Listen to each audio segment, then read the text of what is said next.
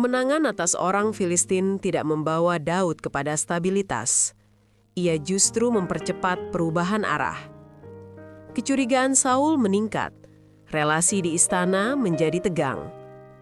Mari kita baca 1 Samuel 19 ayat 9-10. Roh jahat yang dari Tuhan itu hingga pada Saul, sedang ia duduk di rumahnya dengan tombak di tangannya. Dan Daud bermain kecapi. Saul berusaha memaku Daud ke dinding dengan tombaknya, tetapi Daud mengelak dari Saul, sehingga tombak itu mengenai dinding. Daud melarikan diri dan terluput pada malam itu juga. Urutannya jelas. Saul duduk dengan tombak. Daud memainkan kecapi. Tombak dilempar. Daud mengelak. Ia melarikan diri. Peristiwa ini terjadi di dalam ruang istana. Tempat yang sebelumnya menjadi ruang pelayanan, kini menjadi ruang ancaman. Pada malam yang sama, Saul mengirim orang untuk mengawasi rumah Daud dan membunuhnya pada pagi hari. Mikal memberitahukan rencana itu. Mari kita baca 1 Samuel 19 ayat 11-12. Jika engkau tidak melarikan diri pada malam ini, maka besok engkau akan dibunuh. Mikal menurunkan Daud melalui jendela. Daud melarikan diri dan terluput. Pelarian dimulai tanpa upacara. Tidak ada deklarasi. Tidak ada pengumuman. Ia bergerak dari istana ke rumah pribadi. Dari rumah pribadi ke jaran malam. Dalam praktik kerajaan waktu itu, pelarian dari istana berarti kehilangan perlindungan hukum. Seorang yang meninggalkan pusat kuasa dapat dianggap pemberontak. Namun teks tidak mencatat bahwa Daud mengangkat senjata terhadap Saul pada tahap ini. Ia melarikan diri. Narasi berlanjut ke Gua Adulam.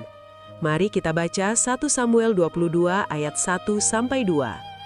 Daud pergi dari sana dan melarikan diri ke Gua Adulam.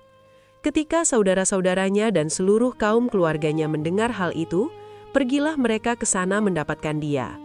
Juga setiap orang yang dalam kesukaran, setiap orang yang dikejar oleh penagih utang, dan setiap orang yang sakit hati. Berkumpullah kepadanya, sehingga ia menjadi kepala mereka. Ada kira-kira 400 orang bersama-sama dengan dia. Urutannya kembali sederhana. Daud pergi, keluarganya datang. Orang-orang dalam kesukaran berkumpul. Ia menjadi kepala mereka. Orang-orang yang disebut memiliki karakter tertentu. Mereka dalam kesukaran. Mereka terlilit hutang. Mereka sakit hati. Narasi tidak menyebut mereka sebagai pasukan kerajaan. Mereka bukan prajurit resmi. Mereka bukan pejabat istana. Kepemimpinan Daud pada tahap ini tidak lahir dari pengurapan publik. Ia lahir dari situasi pelarian. 400 orang menjadi komunitas awal. Jumlah ini cukup untuk bergerak sebagai kelompok. Namun belum cukup untuk menghadapi kerajaan secara terbuka. Pelarian tidak menghasilkan kesendirian, ia menghasilkan struktur baru. Dari istana yang terorganisir, Daud berpindah ke gua yang tidak permanen. Dari pelayanan resmi, ia berpindah ke kepemimpinan informal. Belum ada tahta, belum ada rekonsiliasi dengan Saul, belum ada deklarasi kerajaan. Yang ada adalah jarak dari pusat kuasa dan pembentukan komunitas di pinggir. Narasi tidak menilai fase ini sebagai kegagalan.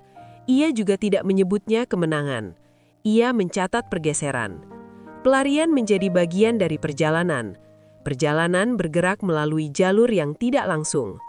Tahta belum terlihat, namun kepemimpinan telah dimulai dalam bentuk berbeda. Cerita berhenti pada fase pelarian yang masih berlangsung. Perjalanan Daud berlanjut.